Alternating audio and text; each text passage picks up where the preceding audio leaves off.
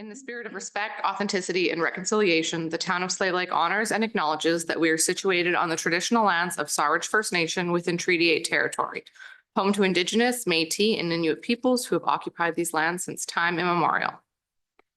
Councillor Gramlich. Motion to adopt the agenda as presented.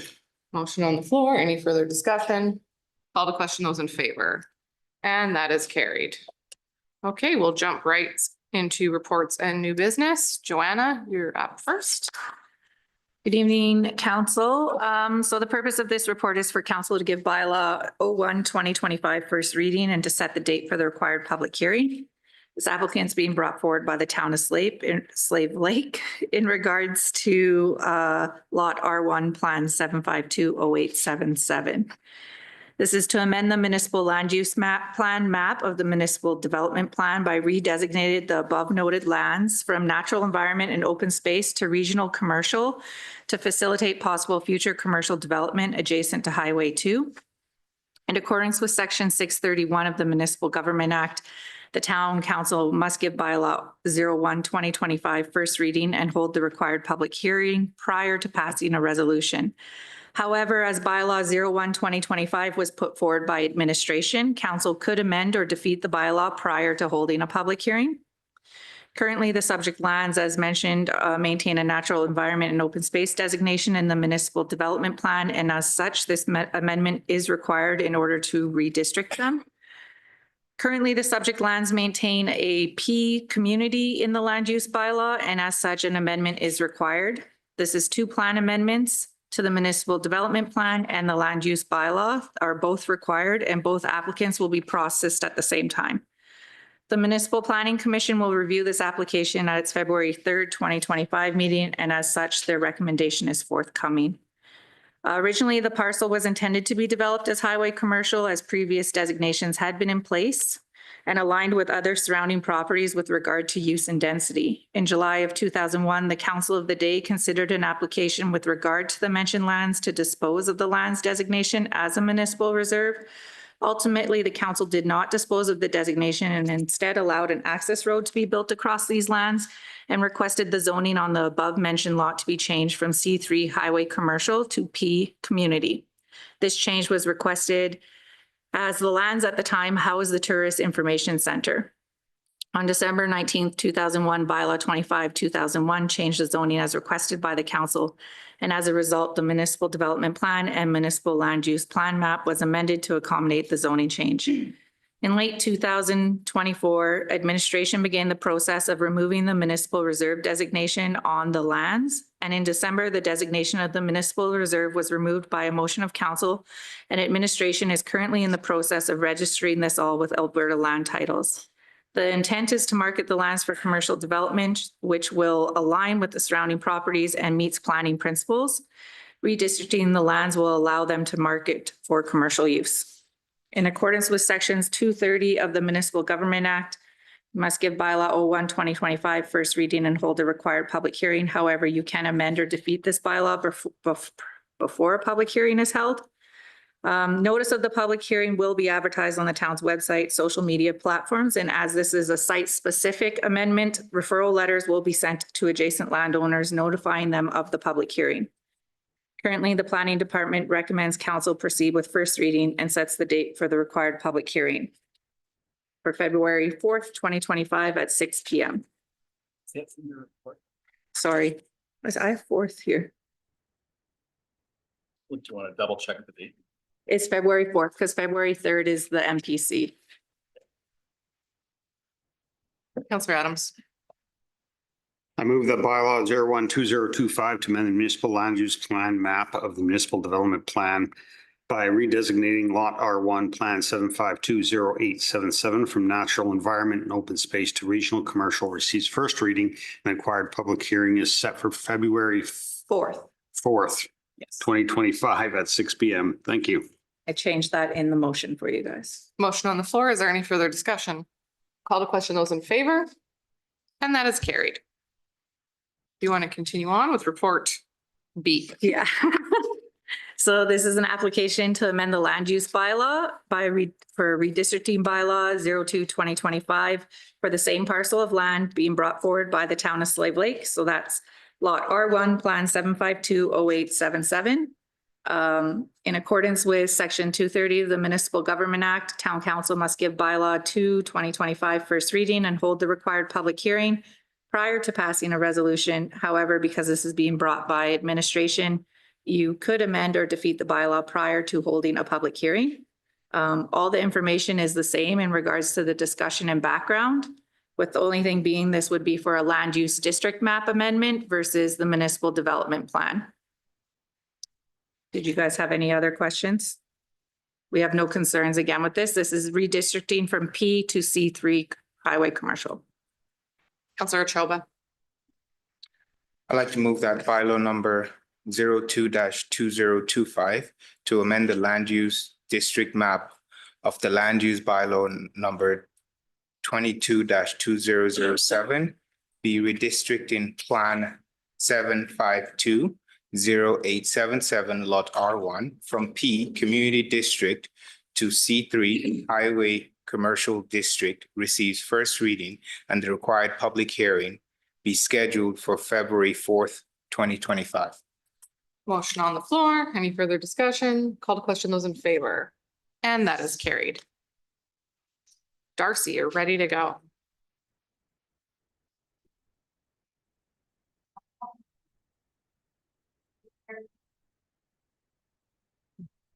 Thank you. I'm here to present FCSS service levels for 2024 and into 2025. As we've talked about in other meetings, FCSS is a combination 80-20 between the province of Alberta and town of Slave Lake, and we provide programming that enhances the well-being of Albertans, families, and communities. In Slave Lake, we provide 6 areas under FCSS for programming as focus areas. We focus on adults, seniors, youth, community, families, volunteers, and collaboration and partnerships. These focus areas, we provide direct and indirect implementation. So our direct programming includes anger education, roots of empathy, family fun nights, youth programs, interagency, seniors home support, senior snow removal, seniors lawn maintenance, volunteer income tax programs, special events, community events, partnerships and collaborations with other agencies, not-for-profits, committees, and community supports. And our indirect programming is through our FCSS external grants. We've actually switched quite a bit in the last 3-4 years. We used to do a lot more indirect programming and less direct, and now we do more direct and less indirect. So I included the 2023 and 2024 annual program summary reports for you guys. They just have all our stats for the last 2 years in there, and you can see the difference in the 2 years. So our new programs for 2024 was an Anger Ed Youth Weekend session that we provided, which was the first time we've ever done that. Leaders in Training program that was offered by the MRC staff in conjunction with Summer Splash. We did an FASD awareness partnership. We did a scam prevention presentations, 2 of them. We did a seniors Christmas craft event. In 2025, our programming will continue to focus on existing programs that we have. We're also working on increasing capacity in our youth programming and partnering with community agencies on programs and events that fit within our FCSS mandate.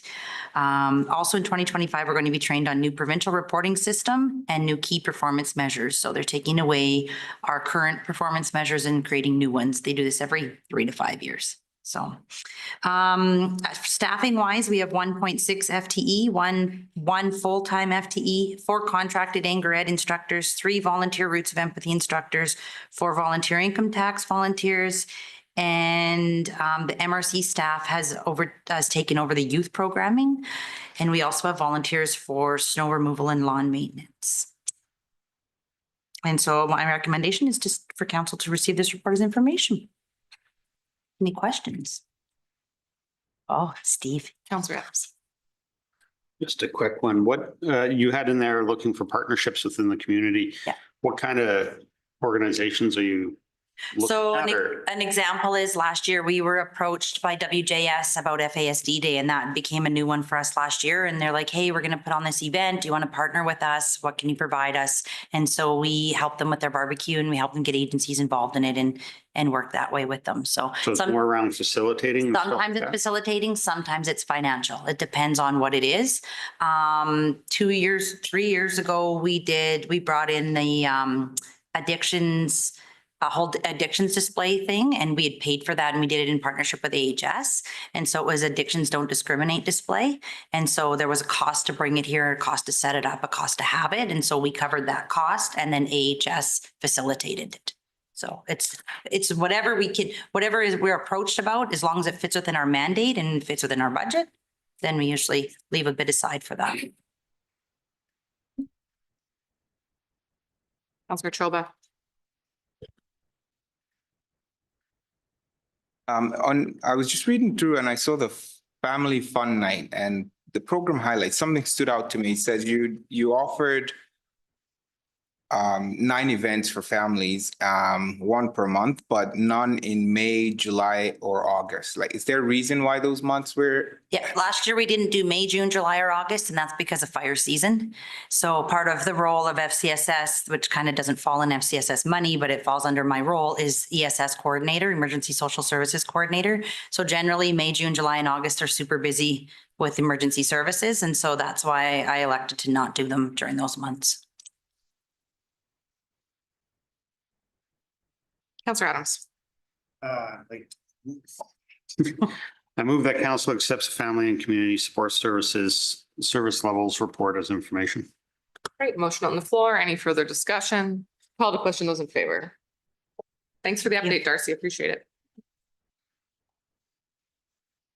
Kush, floor is yours. Good evening, Mayor and Council. The purpose of this report is to provide project proposal to council for installing liners in MRC hockey arenas. So in late November 2024, we came across a grant application through Municipal Climate Change Action Center under their Community Energy Conservation Program. The application is aiming to secure funding for installing liners in Arena 1 and 2. By mid-December, we applied after that, and then by mid-December, we received a response saying that our grant was approved based on the projected energy savings cost. So the total estimated cost of the project is $75,000, includes 2 arenas plus GST. The grant will cover up to 50% of the project cost, resulting in town contributing $37,500 plus GST. So the liner is a durable polyester mesh material supplied by Gold to Gold Solution and comes with a 5-year warranty. It is provided in 12-foot wide rolls. It's designed to be laid directly onto the ring surface. The liner is overlaid with pre-printed lines and can be customized with logo overlays to meet the facility's specific requirements. It has an estimated lifespan of 30 years or more. The liner is reusable and can be conveniently stored in rolled form during off-season. So there are certain benefits that comes with implementation of the liner. Some are environmental friendly because it eliminates the requirement of paint completely. There is less time required to put the ice surface in and take it out. It also allows warmer brine temperatures, resulting in lower compressor use, acting as a thermal blanket. It also reduces energy consumption, resulting in lower carbon emission. It has 30 plus years of life expectancy. Usually cost recovery is approximately within 2 to 3 years based on the estimated savings. There is no additional efforts required in the event of ice plant failure. And during, if you need to clean it, just clean it with water. For our facility, the estimated savings are we are looking at 46,000 kilowatt hour of annual electricity savings, translating to 24 ton of CO2 emissions, annual energy cost savings of around $8,700. There will be an annual paint material cost savings for Arena 2, which is removed every year, which would be $2,000 a year. There will be every 3rd year paint material cost savings for Arena 1, because Arena 1 is supposed to be in for 3 consecutive years. So every 3rd year, you will see $2,000 savings in form of paint material. There is also annual labor cost savings for not requiring any paint for Arena 2. So usually there are 4 days of labor time required. So the first 2 days required 6 crew members. And then the last 2 days required 3 crew members. So ultimately, there is savings of $4,700 roughly. And then for Arena 1, that will come into effect every third year. Based on this estimated savings, the full project cost for the town portion is expected to be recovered within 2.5 years. Council may choose to proceed with the proposed project or not proceed with the proposed project at this time. So our share of 37,500 as per finance director will be covered through Arena Reserves, which has a reserve balance of approximately $100,000. Administration recommends that council approve the proposed project to capitalize on the available grant opportunity. This initiative will enhance overall operations by improving the installation and maintenance processes for the ice surfaces in Arena 1 and 2. Councillor Gromlich. This obviously seems like a no-brainer, but just a question on it moving forward, as I'm assuming it gets approved. We're not going to take Arena 1 ice out to put this in. We're going to do it when it comes out next in 2 years, correct? No, we will have to take the surface out because that's a requirement of the grant that if we are Okay. going for both, then it has to be done both within a year. We cannot wait for 3 years. What's the cost? Sorry, pardon my interruption. What's the cost of taking the Arena 1 ice out? That would be a question for Calvin, but I would assume it would be under $5,000, $5 to $8,000. Would there, sorry, I mean, the major cost is the paint, right? Just re-putting it. So all we're doing is letting essentially the ice melt out and then clean out the existing structure. this will probably be a question for Calvin, but Jeff might be able to answer it, is, are you planning on doing it this summer? Or would you wait till at least next summer so you give ice users a year in advance to say, we're going to do it in this spring when spring hockey's done, a little window there? Because every year we find a way to not rent that ice in the summer. And now we're doing it again. So the only reason is that we have to pull this or put install the liner is based on the grant approval. So they want to see the project filled to its completion. That's otherwise we could just buy the grant or buy the liner and just leave it on the side till we're ready to do it. So does it have to be within the calendar year, Kush, 2025? Yes. Yeah. So at some point in time in 2025, the ice has got to come out for a few days for us to drain it out and to put this liner in and rebuild the ice. So it's got to be at some period of time there. In theory, you could leave Arena 2 in while you changed out Arena 1 in the summer and then wait until. And that could be, and that could be a provision, or we do it near.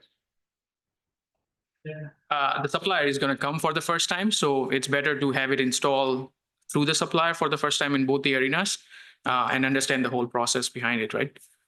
Yeah, that would be my only hiccup, and I think I would vote yes to approve it anyway, because it's a no-brainer moving forward and saves money and all the good things, but the mayor's idea of, okay, well, we're gonna leave this one in longer and take Arena 1 out first, that would be very important for this, I think, because we're trying to get usage there and we find a way to figure out a way to not use it. And it usually comes out for 2 days, but somehow it ends up being 6 weeks or something. So 2 days is a novel idea, but I feel like there'll be something else that happens during that I feel time. like the pool where there'll be something wrong with it and some other thing that we have to fix because that we've discovered once the ice Right. melts. So our just, I guess the discussion piece, which I'll get to everyone else, would be council's priority would be to have the least amount of downtime Sure. because the MRC as is waiting for Councillor Adams' comments on the expensive facility as it is, there can be, we want no breaks in the rest Well, of the it. priority would be to have summer ice, as we keep Yes. saying we're doing. I don't care which surface it is, but let's try to honor 365-day summer ice, like, or ice. Yes, Yeah. Councillor Adams. Did I take your Um, comment there? 2 points. Well, no, actually, kind of sort of. 2 points. One, I do appreciate your comments along the lines of one, then you wait and then you get the other one off. But I do agree with Kush when he's saying we want the supplier to install this thing and to have them travel back and forth doesn't make much sense either. So if we can somehow have it where it's going to have the least impact to the residents, whether the ice is available or not, just that it's not booked, we're not canceling something. We're doing this intelligently and with a plan, Right. whether it's in July or it's in September, I mean, or whatever the timeline works out to be. That's my comment. My other question is you're listing on here savings with paint and all that kind of stuff. Right. So what happens when there is a change to the painting? Like, is this just the lines or how do you do your logos and all that stuff? Those So are it's- overlays over So top. they, It just overlays on the top. You don't have to worry about under. no, Okay. Thank you. Just want to clear that. Essentially, you'll have the white, the red lines, the circles, the hash marks, the face-off dots, all that stuff is pre-printed on there. Great. Yeah, I would like to make a motion. I move that council approves the proposed project for installing the liner in the MRC Arena 1 and 2 and further direct administration to finalize the grant funding agreement. Okay, motion on the floor. Any further discussion? Call to question, those in favor? Sorry, just one amendment. You should probably add a clause where for funding to come from the arena I was reserve. actually wondering about that. Yeah. Okay, amendment with funding to come from the arena reserves, town share being $37,500 plus GST. Okay, amended motion on the floor. Any further discussion? Counselor Choba? I guess my question is, with the funding coming out of the arena reserve, if we were to be hit with an emergency, would like we did last year where we had, failure of the whatever system that caused the flooding, will that impact any of that, like money from, okay, perfect, that's all. Okay, That was an insurance coverage, first of all. Yeah. So, I mean, we have access to other funding and other reserves. This is just something specific that we set up for the arena, but it wouldn't prevent us from utilizing other reserves if needed or other forms of funding. motion on the floor. Any further discussion? Call to question, those in favor? And that is carried. Thanks, Kush. okay, next one is also mine. Oh, continue on then. So the next report is just to re-award the design services for Fournier Place. So I did come back, I did brought a report in December 10th council meeting where council made a motion to award the design services to Sync Architecture for Fournier Place townhousing development. However, following the award next day, they informed administration of an error in their cost proposal. And they sent us a revised pricing and which exceeded our allotted budget, right? So which would have make it unfeasible to proceed with that architecture. From the legal background, there is no legal obligation to proceed with the originally awarded firm, as this was an request for proposal, and they are typically non-binding unless explicitly stated otherwise. This does allow us the flexibility to re-award the project to another firm if necessary. So town administration reached out to the other proposal provider, which was Fire and Form Architecture, and they confirmed that their price proposal provided is valid as proposed. They also have availability to initiate the project task within acceptable timelines after the contract is awarded.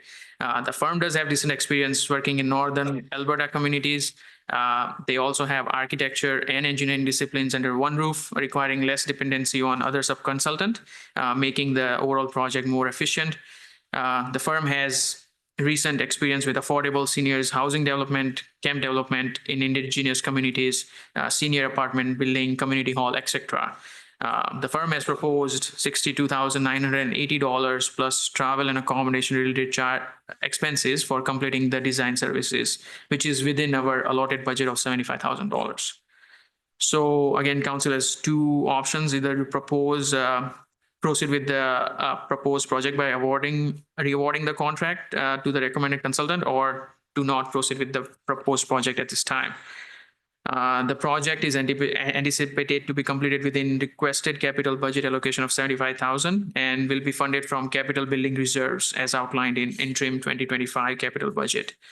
Our recommendation is to council to rescind the motion number 540-2024 and re-award the design service contract for Fournier Place townhousing development along the west boundary to Fire and Form Architecture Incorporated. Counselor Hughes. Just curious, did Fire and Form score underneath the one that we chose Yeah, we just- originally, or? Yes, we only got two submissions. So Okay, right, so yeah. one was Sync, one was Fire and Form. So Sync was the highest scorer Okay, in our evaluation, and the Fire Form was the second one. and we only had two. Yeah, we only had two. Okay. Okay, and you're saying that they do decent working experience in Northern Alberta communities. Can Yes. you elaborate where, a couple places Uh, where specifically? They are out of Grand Prairie, so they're situated out of Grand Prairie. Okay, And some were, I cannot recall like top of my head, but some were indigenous community around Grand Prairie area. okay. And then some were are closer to the BC border. Okay, thanks, Kush. Jeff? Just want a friendly amendment. This likely needs to be two separate motions, one to rescind and one to award. Okay, Counselor Gramlich. Just Jeff, how does that work when, we awarded something and there's an error? It's easy for them to find another job that paid more and say they had an error in ours or something. I'm just in general, something like that. How does that work when they renege on their part of it? So there is two form of tender documents. So one is more formal, which would be like request for tender, which we do for our bigger projects. That one is more binding in nature. So when the contractor makes an offer, it means if we are into a contract A kind of like scenario. And then when we execute an agreement, then it becomes a contract B. So they are obligated to follow their proposed tender pricing. So this first one's kind of more of a quote than a bid? So this is proposal, right? So request for proposal, it gives us more, it's not binding in nature unless it's explicitly says that this would be binding in nature. It just gives us more kind of like options to negotiate with the contractor, change the scope, change the pricing after the fact, right? So which request for tender doesn't allow.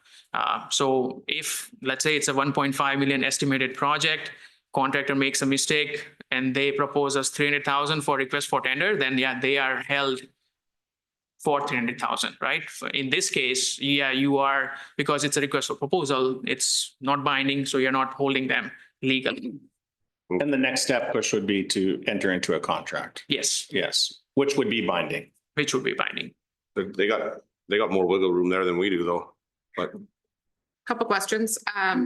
In the previous agenda, it was their costs were 50,000. What did they go to for this? So they pretty much, they said, because conceptual, they were, so how the proposal was, so we had a line item for conceptual, which I believe their cost was $20,000. And then we had a detailed design, which was around 30,000. And they pretty much said they missed 10 in that detailed design. So it would have been like a 300,000 because because of the sub-consultant and they thought it would be a more like a commercial style development rather than a residential style, which they did not clarify because there is usually like, okay, once this is advertised, they can pick up the phone, ask questions.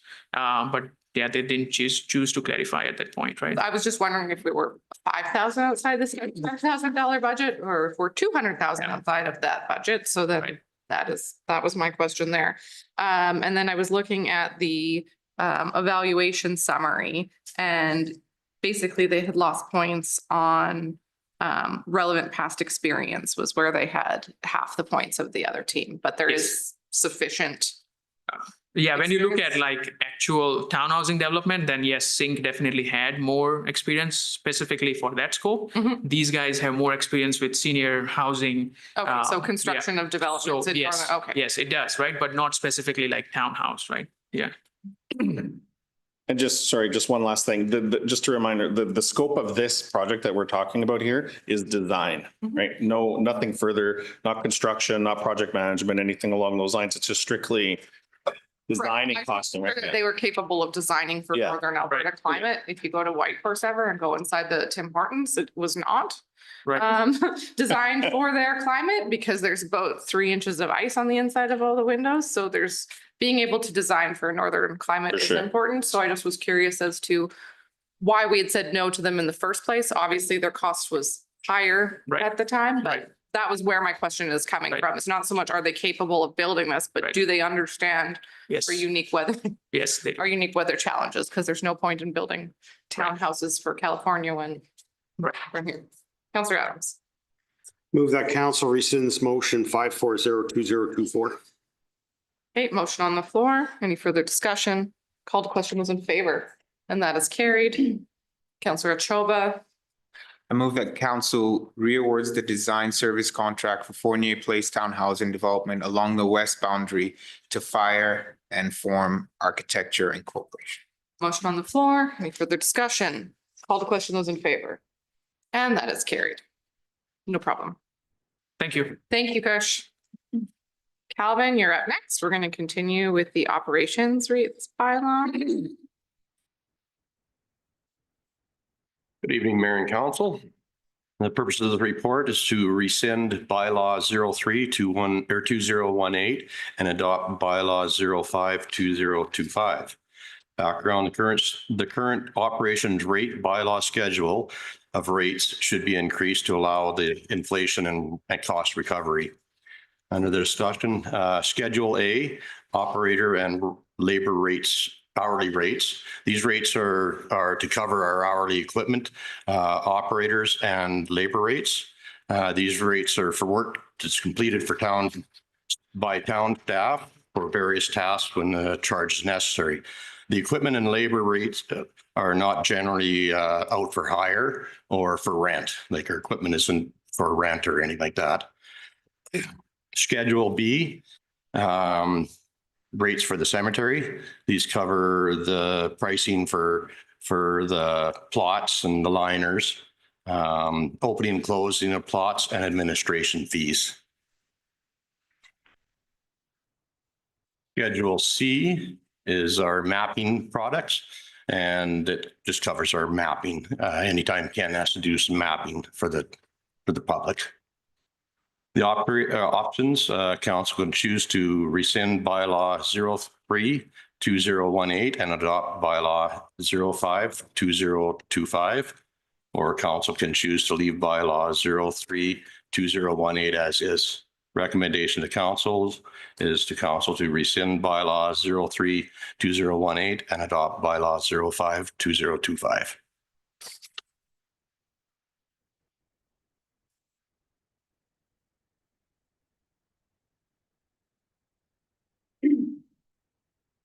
Yes, Mom, we're flipping through the old bylaw didn't make it in there.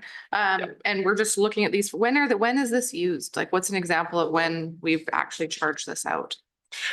It's very seldom. That's what's The weird. biggest thing we use there is the cemetery rates. Cemetery, but our rates for, Yeah, I can't even remember the last time Ken even printed maps for public or anything. or the operator and labor Yeah. hourly rate. We did charge out a few years ago. There was an oil spill and we had to do a cleanup on an oil spill. So we ended up charging whoever. Okay, yeah, I was just curious. I haven't, Yeah, it there. obviously doesn't happen frequently enough that wasn't sure in what situation other than obviously. Yeah, we very seldom use them. That's confused. I was just wondering how you came up with the hourly rates too, or is this like industry standard rates right now, or can you kind of? Yeah, it was originally, it came from Alberta Road Builders, for our equipment and stuff like that. And then we just take the CPI and multiply it by how many years since the last time we did it. Okay. Which would have been 2018. Yeah. I'm assuming. Yeah. Yeah, so I think it worked out to like 12% or something like that, because we haven't done it for a while. Okay. Typically, we usually do them about every 5 or so years.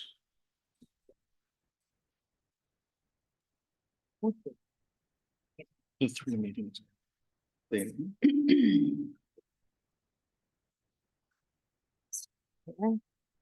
Oh, did you have a? Does Thanks. someone have a hand? Go ahead. Anyone? Counselor Choba. I move that council rescind bylaw number 03-2018 and adopt bylaw number 05-2025. Motion on the floor. Any further discussion? Call to question, those in favor. And that is carried. Thank you. Okay. Okay, we can move into. Sorry, just one amendment here. I believe there's an error in the report. This should require 3 readings. Yeah, It's a sorry. financial bylaw, so there's an error in the report. This actually should require 3 reading or three separate motions for each of the stages, plus the one that allows us to have unanimous consent to proceed to 3rd reading. Okay, so do we want to bring that back to next council meeting with the appropriate motions? No, you can still make the motions here. We'll rescind the one that Councillor, Well, he would have chosen. He can just amend his motion to say first reading. that would be sufficient. Yeah. Okay, so we can amend Andrew's motion to reflect the first reading reading. approval. Sure. You'll have to, he's got to make a motion to amend that now. And doesn't the first reading, we have to have no public hearing on this then? You don't necessarily need that. Because it's ours? Yeah. Okay, so what do you require? So we need an amendment to fix the first reading to first Let's motion. start there. Yes. Counselor Chopa. I'd like to make an amendment to the motion I just made. So I'd like to move that council give First reading. first reading to bylaw number 05-2025 And rescind bylaw. and rescind bylaw number 03-2018. Okay, motion on the floor. Any further discussion? Called question, those in favor? That is carried. Counselor Brownlick. I will move that council gives second reading to rescind bylaw number 03-2018 and adopt bylaw number 05-2025. Any further discussion? Called question, those in favor? That is carried. Counselor Hughes. Sorry, Unanimous the consent. Now third- you get no third- unanimous consent, Unanimous, then okay. third. I move that council rescind bylaw number 03-2018 and adopt bylaw 05-2025 and give by unanimous consent Unanimous consent to proceed to third reading. to proceed to third reading. Thank you. Okay, called question, those in favor? And that is carried. Counselor Brownlick. I will move that council gives third reading to rescind bylaw number 03-2018 and adopt bylaw number 05-2025. Okay, call the question, those in favor? And that is carried. Okay, I think, nope, not a problem. Make My sure first we, bylaw. make sure we have it done right. You would think by reading that many times of first, second, and third reading, have that figured out. Okay, is that all the motions that are required? I think we're good there. Okay, fantastic. Then can we go to the CAO update, please? Okay, so before you again, council, you have the CAO update. There's a number of different department updates here as per usual. I will hit some of the highlights and try and be mindful of time this evening. Again, Sorry, we're just having a report problem. Couple seconds. This is requiring all of us to sign in again. too much eggnog over the holidays. These agendas are all wonky. Okay, you can continue and we'll. Okay. Under our corporate services, Department of Economic Development, rural renewal stream saw an increase of Town of Slave Lake approved employers by 1 to a total of 59. Letters endorsement, we increased by 8 over the last month to 185. Grant application, so small community opportunity program for up to $100,000 submission was submitted. Northern Regional Economic Development Grant was also submitted. Advertising rates bylaw and commercial advertising rates policy were revised to reflect new advertising assets coming online at MRC. Skip ahead to finance. Our finance department's working on its year-end fourth quarter GST return for 2024, along with the 2024 T4s. Work continues on the 2024 operating and capital budgets. Utilities department's currently conducting hydrant and isolation valve repairs, backwash Singer valve investigation and repairs, year-end reporting and high lift pump removal for maintenance. Public Works is continuing on with its winter program, so finishing snow clearing. Downtown core, I believe, was actually already completed. Sanding is required and grading some of the gravel roads within the town limits. Projects Department is undertaking review of the municipal development standards funded through Alberta Community Partnership Grant. It's working with Myers Norris Penny in partnership with the MD in completing the policing review that's funded through the grant. They're working with Circular Materials to finalize the contract as per the new extended producer responsibility legislation. Reviewing and tweaking project contract templates for 2025 project season that's coming upon us, and working with the finance department to complete financial review of projects completed in 2024. Our planning department, the LUB and MDP projects, so progress continues on the land use bylaw and the municipal development plan projects. First draft of the MDP has been completed and reviewed by both the technical advisory committee and the public advisory committee. Next steps include preparing a first draft of the LUB and conducting public consultation sessions in late spring. Fire department total calls to date for 2025 was 22, up 15 from last year and 13 from the previous year. Total calls, they ended the season for 2024 with 714 calls, which is up from 692 in 23 and 538 in 2022. December 2024 was a wrap-up month for 2024 with firefighter physicals being completed, firefighter medicals being started, annual one-on-one and group evaluations at the halls completed. Each station and search and rescue had a session wrap-up evening. The new Wildland Urban Interface Grant was released, adding four-person teams to bring up the provincial model to 6. Lesser Slave Regional Fire Service was supported the MD. Submitted an expression of interest with notifications to hopefully be received later in January of 2025. Community services, swimming lessons, the number of swimming lessons offered, was it any offered during the last reporting period? And that was partially due to the pool closure, I believe. Next lesson set is set to begin in January, or has already begun. Maintenance, so they ordered and received chemicals for the automated pool and hot tub backwashes have been completed, refilled the pools, main drains cleaned, a number of different items done in the pool.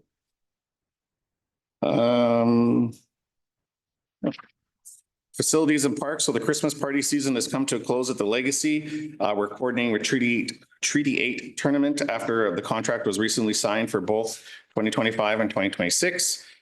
New winter program guide for MRC and programming was released. MRC office edition reno is scheduled to start here in January. Recent power bumps posted multiple issues for facility staff throughout the facilities. The speaker installation system was complete at the MRC with new Bluetooth system, control panel at the front desk and for emergency situations and through a PA system. And they're started beginning planning for Frostfest. FCS has already presented this evening, so I won't go over their information and open to any other questions you may have. Councillor Adams. I see we have a report on how many grant applications we have out. Have we actually received any positive responses for anything? I don't want to speak out of turn. I know that we've received some. Obviously, one that was presented before you tonight would have fallen within that realm, but I don't know exactly how many or what. I can bring back some information to council on that. Okay, just looking to see where we are with that over what our normal is for having the grant writing piece. Yeah, I believe I believe a lot of them are just pending. I believe the only one that we received a negative one was in regards to The Legacy Councillor air Hughes. conditioning. Yeah, the one that Councillor Hughes, the tourism was also talking about. I just can't remember the name of the one that we received. The NRED one? Yeah, yes. The Regional Economic Development? We received a no very fast. I just can't remember which one it was there, but I don't know if we've received feedback on a majority of many others. Most of the grants that kind of just came out in December, at least in that kind of field, seem to be kind of getting back to people about March, I would say. Seems to be the deadline that I've seen. I'll So present, I know we're tracking all of our submissions and what we've received information on, so I will be able to circulate that to council. Okay, my other question is in regards to fire. So what constitutes a response as far as a collision? Motor collision, there were 17 in December. Like, is that a fender bender or is this a serious collision that we're talking? It could be anything that would have been a call through 911 that would have requested police and fire to attend. So, it doesn't necessarily have to be a serious accident. It could be a minor accident. Do we attend by default or is it on request? It's usually by default. If it goes through dispatch, they're usually going. What may happen sometimes though, is that you may have one of the supervisors attend the scene in a pickup truck or one of our emergency response personal vehicles, right? Before necessarily a fire truck or two show up. One of their jobs is that when they arrive on scene is to assess the requirement or the need for, is this a full sort of multi-truck response or is this something that the two vehicles have pulled over and are exchanging information, right? So sometimes that sort of vetting process takes place on the scene, but most times they're rolling unless they're told otherwise. Okay, so then around the co-response piece, have we ever had any response from the provincial government as far as, well, one, fund paying for that co-response? Or are we still just doing this because it's the right thing to do? We have asked for it repeatedly in all of the advocacy meetings and we haven't received any confirmation or indication politically that they're going to be funding it. For like 7 years. Yes. I know, this is what, but I think I've that's been here for 7 years, so it might even be before that. this is one of the things I feel is elevating our response calls and is increasing the demand on our on our staff levels, and not only from putting stress on the volunteers, but almost necessitating that we hire people and have a full-on fire department here if we keep going up with our numbers. Sure. I'm concerned. And I think that's been echoed by the fire chief as well, is that medical co-response is taking up a vast amount of time with regards. Now, it is the right thing to do when it's, you know, it is necessary, and same thing, you know, motor vehicle collisions, even if there's not an incident that is necessarily emergent, or you'll have a direction of traffic and assisting, especially, we don't Correct. have you know, we don't have extra personnel to be able to go and do those things, but we have every time advocated. And as far as I'm aware, there is no provincial response to it as of yet. There is a small level of, it's not directly there is a small level of funding that's provided by the province for training, for medical training, and that sort of, and equipment and supplies, but not directly related like to a, you know, a reimbursement for a per call basis or anything along those lines. So, you know, it's definitely on the radar. And I mean, Fire Chief Pasek could probably talk more about, you know, that impact. We've looked at it a number of times as to where, you know, where that's trending and how much time that's taking. And there's also a mental health sort of aspect to it as well on our volunteers. It's a difficult one, but it's probably at a provincial level for sure. I remember it was probably like September, like 2 Septembers ago, Parliamentary, can never say that word, Secretary Marty Long came over from Whitecourt, and he did some stuff with the rural health, and they toured the fire department. They were talking about training, but he's also talking about trying to find the funding model, because it's very similar over there, right? Where they're hitting the road and, you know, footing the bill for something that's not our thing to foot the bill for. So he was looking into that, and obviously we've had no response officially or anything, but I'll reach out to him and see where the talk died, because obviously it died somewhere again, but see what the answer is now on it, because the federal government, the provincial government keep offloading costs and duties to the municipalities, and it's becoming very hard to pay for these things that we have reduced money, and now we're doing more of their job. So Scoping. I'll reach out to Marty and see what's up, and we could regroup after that. Councillor Hughes. Okay, I had two questions for you, Jeff. You mentioned in the report, the recent power bumps at the MRC. Is there anything specific that you need to speak about that with? Like, was there, obviously the ice wasn't in any danger because of the backup system? Yeah, because of the monitoring system, actually. The monitoring. Right. Yeah, So, yeah, so we were made aware of the bumps, and so staff went immediately to go and check and investigate what was causing some of the issues there, right? So nothing that resulted, thankfully, in any sort of significant impact to anything. So the alarm or the monitoring system's working for us. It's just a matter of kind of getting a few of the gremlins out of the electrical system that are causing those bumps, so. Okay. Okay, and my second question, it just kind of piqued me here. Under Public Works, you had a note here about complaint follow-ups.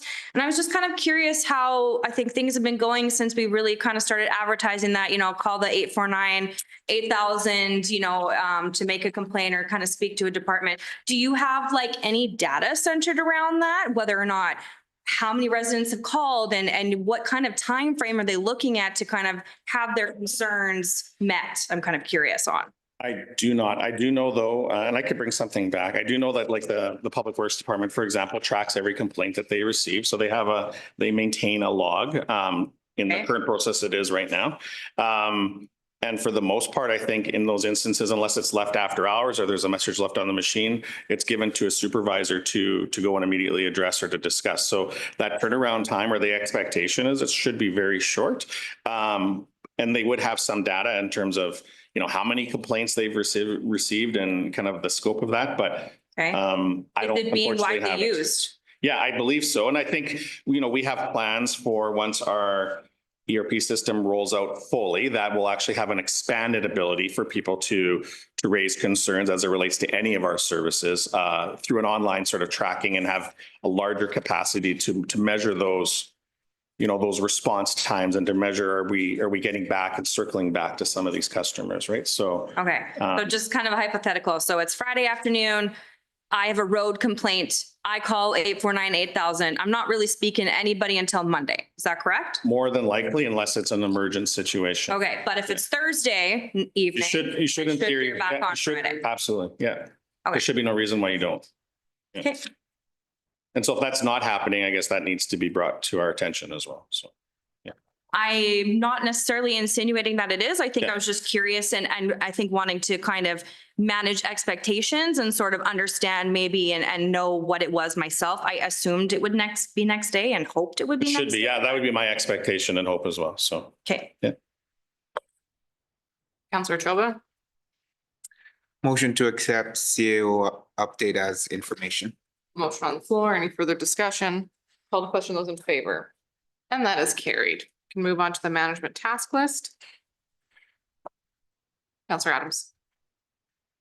Would it be possible to have dates put in where it's TBD? Yeah, and then some of these last two, like the disposal procedures and electronic committee procedures. Yeah. They're just about to that stage where we're going to have a date that they actually come back forward. So I expect we could put them in for the next reporting period, but I expect at least those last two. The other ones are a little bit more generic. So these last two. I'd still like to see a date in there so that we have a goal of what we're looking for, and then at least they can be readdressed. It seems like when it says TBD, it just gets pushed down, pushed down, pushed down. So Yeah, we can definitely throw something in. even if we change the date when it actually comes up, I'm fine with that. Yeah. Thank you. Counselor Gallagher. So some of those, I think, Counselor Adams, is up to us, right? 'Cause sometimes we give them by, I need this done by January 15th, Jeff, right? So and I think we could take some ownership on that if they are open-ended. Yeah, but it can also be in there saying, this is when we anticipate that report to be You available. mean just them saying like, Yeah. we think, okay, 'cause like I do know I'm not necessarily saying this is a deadline must be completed by this day, but if it's something like an open report and we're expecting it to come at some time in the future, we'll put a date sometime in the future so that it doesn't get missed. I know in Keep the getting pushed. past, this thing in the before times was 50 of those long. Yes. And then there was no timeline on it, so administration could do whatever they wanted with it. So then we started pushing down and it's come a very long way. It's a great job. So I was just giving some context, but you were kind of asking for something different. You're asking for their expected date, not the timeline we've given date. So that makes sense. Yeah, if we're not really concerned about the date that it is due, or if we just want it to be done, then I still would like them to put a date in there so that we have that where we can address it again and say, why isn't it done? Oh, this is why. Okay, we'll move it to that date. Type conversation. Handy that we have planning and development here. My question is surrounding, obviously, the offsite levy policy one, which is our oldest outstanding. I assume it has to do because of land use bylaw things or, The offsite levy policy, well, that was done with my predecessor yeah. who left in July, and now I'm just starting to go Yeah. back into, yep. get to that after working on 3 major projects in the department. So, and being by myself until November. So it will likely won't come until spring or summer of 2025. Oh, that's reasonable. I was just curious where we were at with that. I don't think there wasn't a rush. We hadn't identified a rush Yeah. on that, but No, there was no, and it's learning more about the offsite levy process also. So that's fantastic. That's perfect. Anything further? Counselor Adams. Motion to accept its information. Motion on the floor. Any further discussion? Call the question. Those in favor? And that is carried. Okay, moving on to question period. We just asked a variety of them, so then we're going to move into our committee minutes. First up is the Lesser Slave Lake Regional Housing Meeting, which is me. So a few highlights of the meeting, bad debt for 2023, which is obviously written off 12 months later, was 41,000, just over 41,000. Damages reflecting approximately 35,000 of that.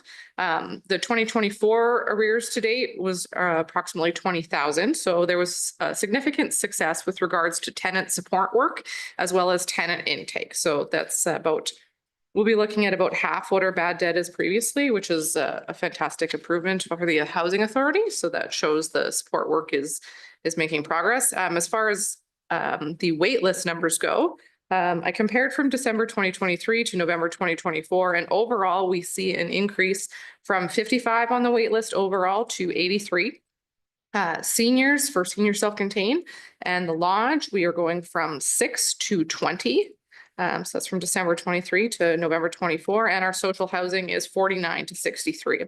So we're seeing a dramatic increase in the request for seniors housing, which is showing the trend across the province for and the country in the need for senior self-contained and lodge style housing.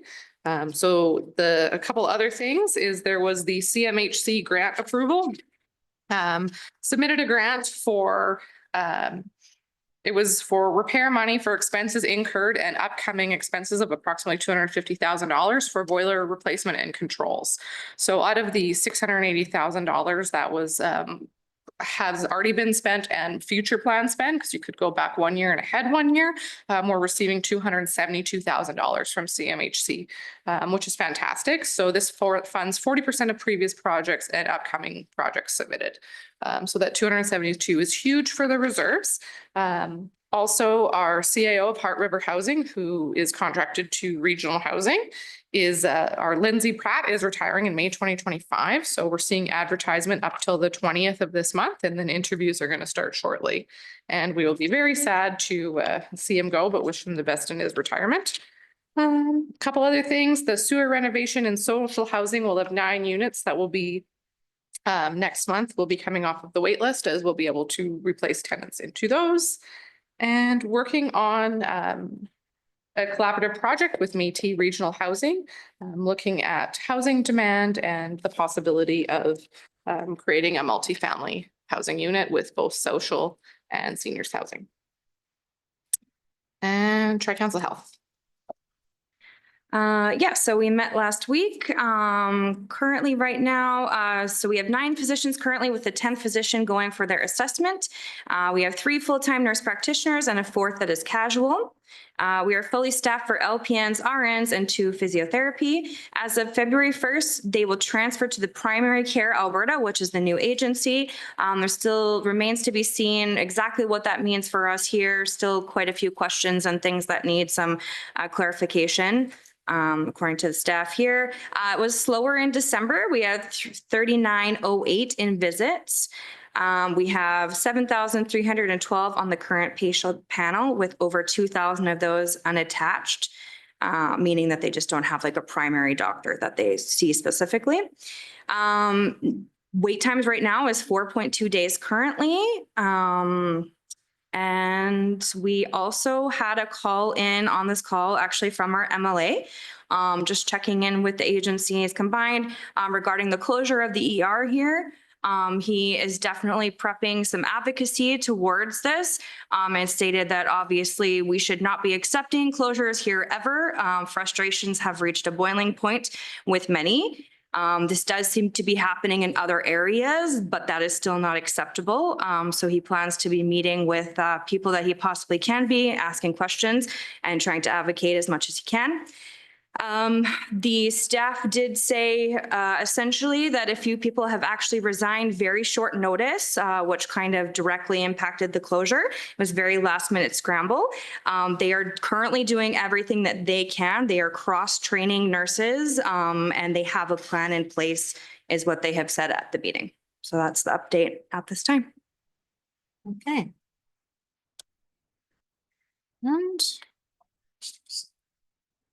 And can I have a motion to accept as information? Councillor Grumlock. Motion to accept as information. Okay, called question, those in favor? And that is carried. State of the Lake. Do we have anything for State of the Lake? Councillor Grumlock does. Not too riveting, but High Prairie School Division will have no school bus is tomorrow, so watch for kids, drive your kids. That's your notice. Anything further? Okay. Councillor Hughes. Motion to go into closed session.